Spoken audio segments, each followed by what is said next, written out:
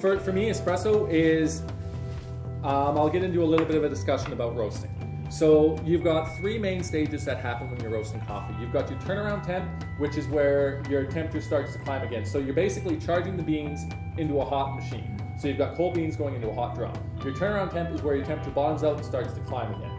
So if you're too long in that turnaround temp, what'll happen is you start baking out those sugars. It just becomes flat and muted.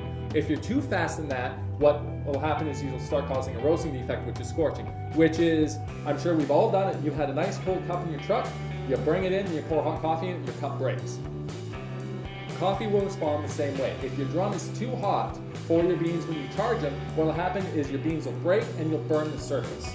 So you'll get that ashy, more of that astringency, more of those smoky characteristics.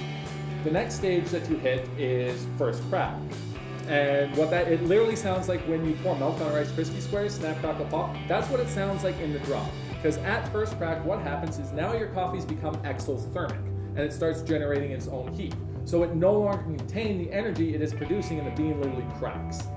And at that point, you start caramelizing a lot of your sugars. So that's where if you want a coffee with a lot of chocolate or a lot of caramel, is you extend that time after first crack.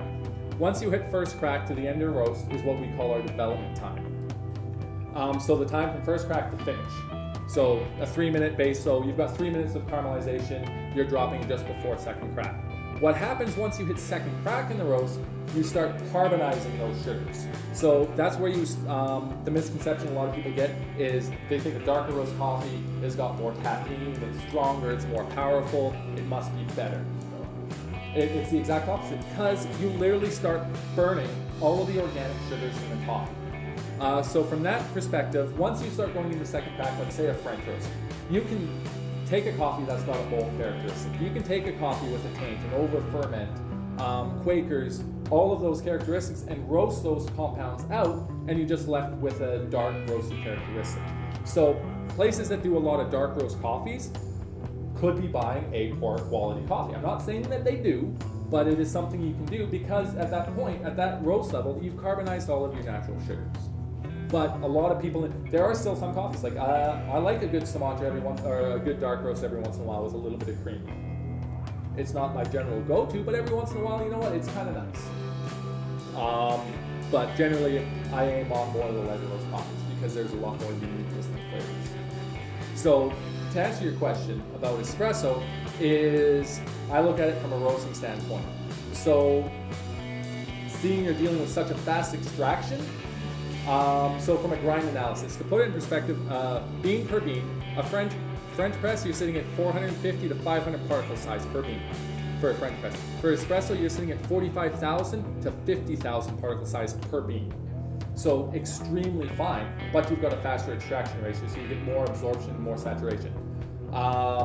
So looking at it from a roasting standpoint is you want to dial in a coffee that's going to work under that amount of pressure and that fast of an extraction ratio. So generally I'll go with a longer development time to achieve more sweetness, a little bit lower acidity, because you're going to deal with such a higher concentration.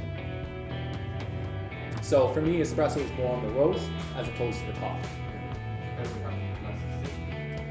Yes and no.